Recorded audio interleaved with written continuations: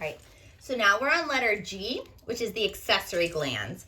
So the accessory glands include the seminal vesicle, the prostate gland, and the bulbourethral gland.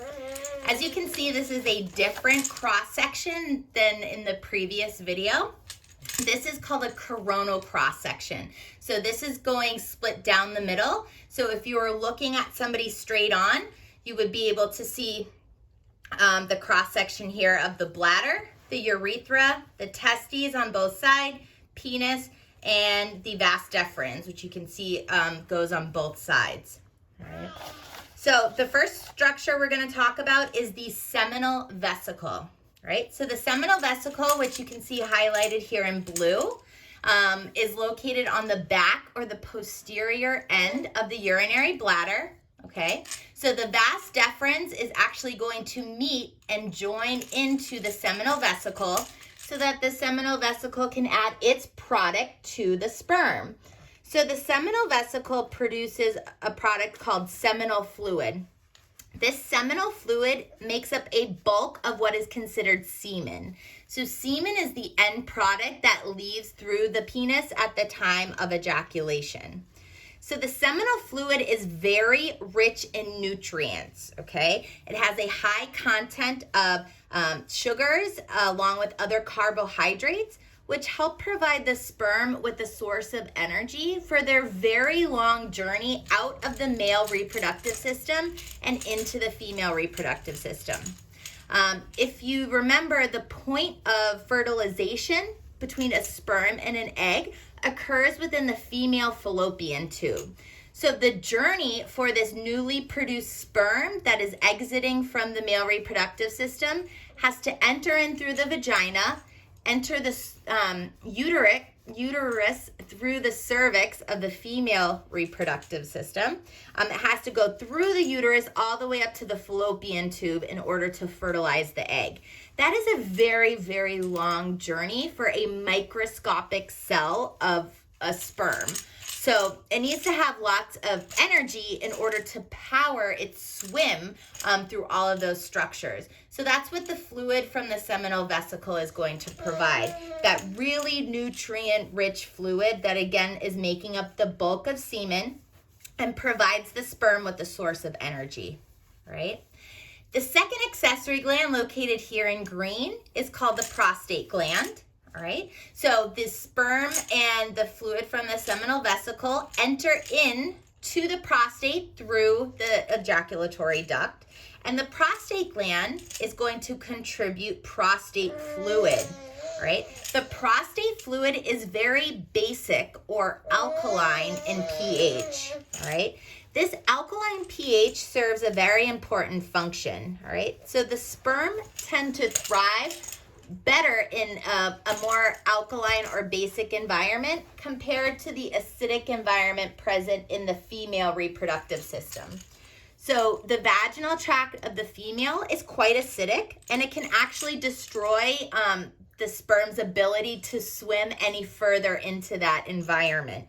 So this alkaline fluid that's being created by the prostate gland is going to help neutralize the acidity of that vaginal tract, so the sperm can survive the remainder of the trip in order to fertilize the egg in the fallopian tube, right? So that is the prostate fluid, and that is produced in the prostate gland. A secondary function of the prostate gland is to help propel sperm forward into the urethra.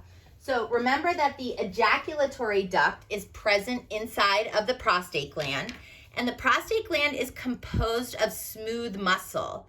So at the time of ejaculation, the smooth muscle in the prostate gland is going to start to contract, and that is going to push or propel the semen forward into the next section of the male reproductive system, which is that urethra, all right? The final accessory gland we're going to talk about is the bulbourethral gland, which is located right here. It's pictured in that teal color, all right?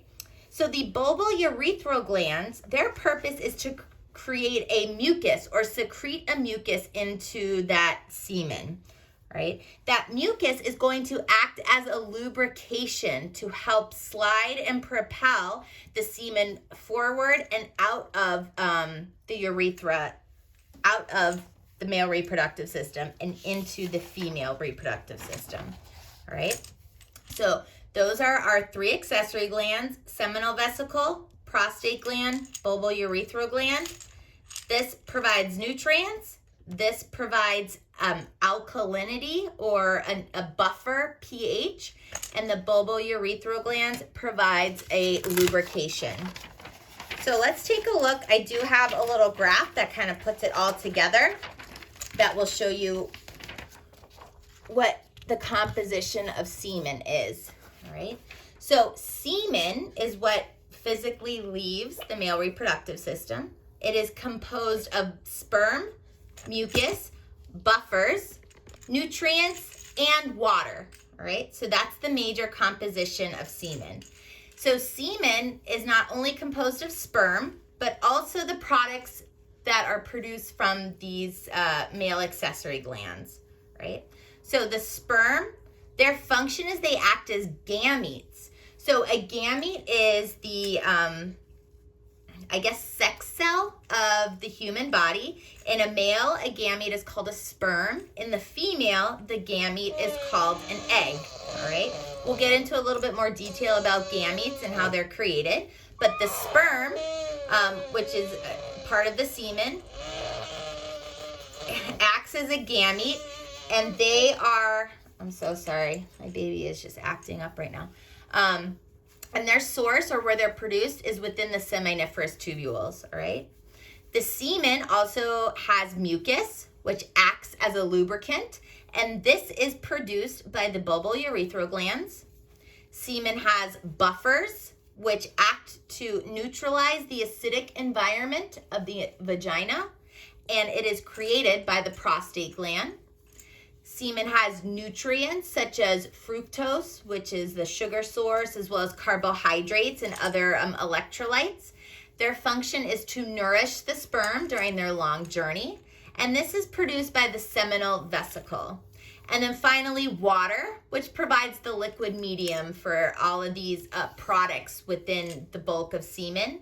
And water is added to this final product of semen by pretty much all of the accessory glands, all right? The water is the liquid medium for the production of mucus, buffers, and nutrients, okay? So this is a nice little guide that shows you the complete composition of semen and which accessory glands contribute which products to that final source, right? So now the next section we're gonna go into is the physiology of male reproduction.